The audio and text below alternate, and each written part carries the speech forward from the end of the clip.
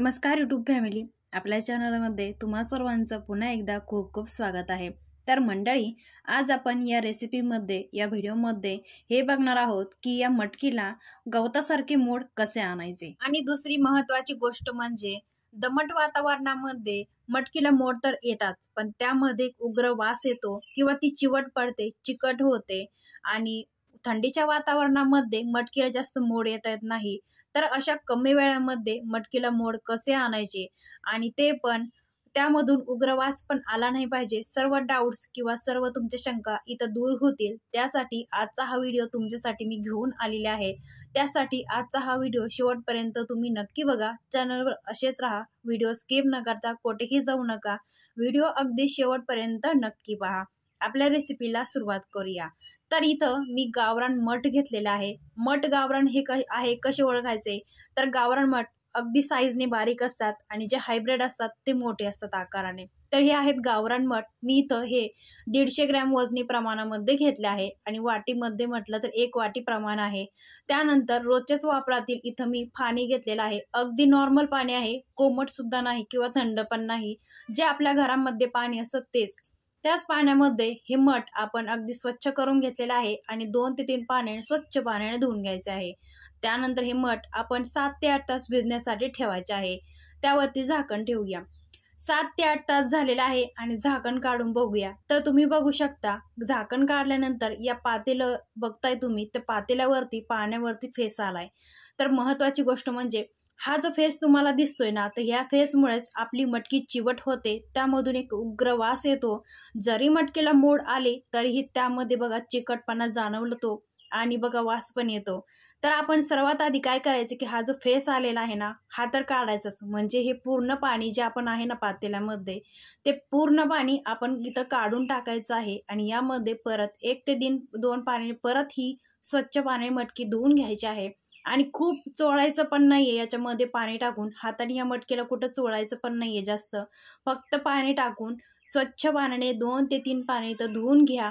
आणि त्यानंतर बघा आपल्यासमोर आपली मटकी, म्हणजे उग्र वास पण येणार नाही किंवा चिवट पण होणार नाही आणि लांब सडक गवतासारखे मोड पण येतील।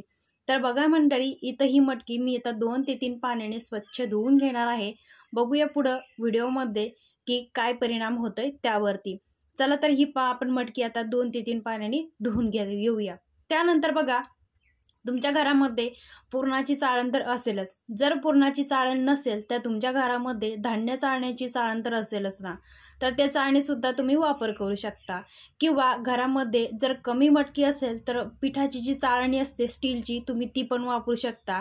तर त्यानंतर बघू शकता, मी अशी आपल्याच घरामध्ये उपलब्ध असणारी पुरणाची चाळण घेतली, 2 ते 3 पाण्याने धुवून घेतलेली मटकी मी या चाळणीवरती ठेवत आहे आणि बघू शकता अगदी पाणी याच्यातून खाली निसरतं, खूप छान असं पाणी पण याच्याद्वारे निघलं जातं, अशी चाळण मी इथं घेतलेली आहे। आणि पूर्ण मटकी आपण ह्या चाळणीमध्ये काढून घ्यायची आहे आणि चाळणीच्या खाली मी एक भांडं ठेवलेलं आहे, म्हणजेच कढई पण घेतलेली आहे। आता पूर्ण याला एक 10 ते 15 मिनटं असंच ठेवूया, यामधलं पूर्ण पाणी निघून जाईल आणि मटकी पूर्णपणे कोरडी होईल किंवा एकदम सुक्की होईल आपली। तर बघा 15 ते 20 मिनटं झाले की यातलं पूर्ण पाणी अगदी सुकलेलं आहे, पूर्ण अगदी सुक्की झालेली आहे मटकी, पूर्ण कोरडी झालेली आहे। कुठेही कॉटनच्या कपड्यावर न ठेवता चाळणीमध्येच यातलं पाणी पूर्णपणे निघून गेलेलं आहे। आता त्यानंतर काय करायचंय की ही मटकी पूर्ण सुकली गेलेली आहे। आता यावरती आपण ठेवणार आहोत काहीतरी झाकण, आणि ज्यामुळे याच्यामध्ये एकदम दमट वातावरण निर्माण होईल आणि त्याला मोड अगदी छान येतील। तर मी इथं चाळणीच्या खाली पण एक भांडं ठेवलेलं आहे आणि त्यानंतर एक कॉटनचा कपडा टाकलेला आहे आणि त्यानंतर परत एक मोठा टॉवेल कॉटनचा कपडा मी डबल टाकलेला आहे। तर मंडळी, इथं व्हिडिओमध्ये बघू शकता तुम्ही, मी ऑलरेडी एक टॉवेल टाकला, त्यानंतर परत एक टॉवेल टाकलेला आहे डबल घडीचा आणि त्यानंतर मी यावरती एक झाकण ठेवणार आहे ताट। आता नाही ठेवलं तरीही चालेल, कारण ऑलरेडी पूर्ण जागा ही झाकली गेलेली आहे, इथं कुठेही हवा येण्यासाठी जागा नाहीये, त्यामुळे अगदी वातावरण दमट झालेलं आहे यामध्ये। तरीही मी यावरती झाकण ठेवलेलं आहे, कारण आपल्याला मोड अगदी लांब सुटसुटीत जर पाहिजे असतील तर यासाठी मी इथं झाकण ठेवलेलं आहे।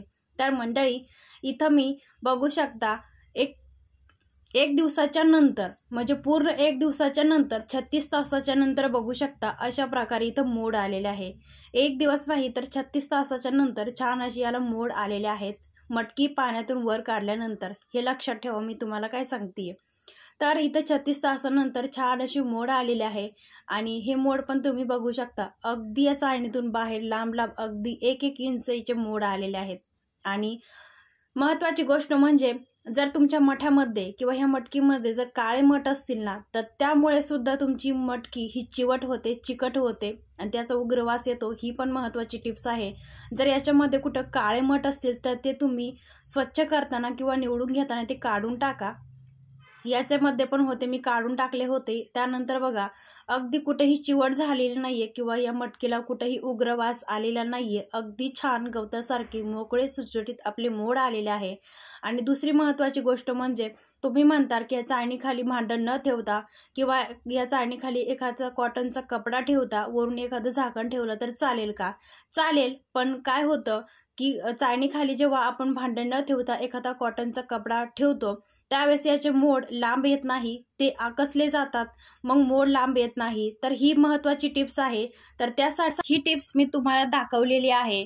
आणि बऱ्याचशा ताई असं पण करतात की फक्त चाळणीवरती झाकण ठेवून खाली एखादा कॉटनचा कपडा ठेवतात, काही एखादं कुणी एखाद्या माठाच्या भांड्यामध्ये म्हणजेच खापराच्या भांड्यामध्ये किंवा मातीच्या भांड्यामध्ये म्हणा किंवा कुकरमध्ये पण आपण एखादं कॉटनच्या कपड्यामध्ये गाठोडं बांधून ठेवतो छान असे मोड येण्यासाठी।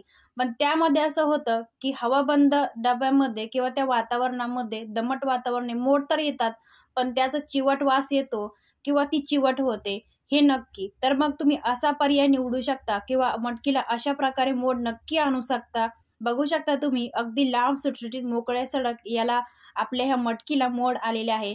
तर आजची ही रेसिपी तुम्ही नक्की ट्राय करा आणि ही रेसिपी तुम्हाला कशी वाटली मला कमेंटद्वारे नक्की कळवा। रेसिपी जर आवडली असेल तर लाईक करा, शेअर करा आणि आजची ही रेसिपी मला कमेंटद्वारे नक्की कळवा की तुम्हाला ही रेसिपी कशी वाटली। अशाच नवनवीन रेसिपी पाहण्यासाठी भेटूया अशाच एखाद्या नवीन रेसिपीमध्ये। तोपर्यंत काळजी घ्या।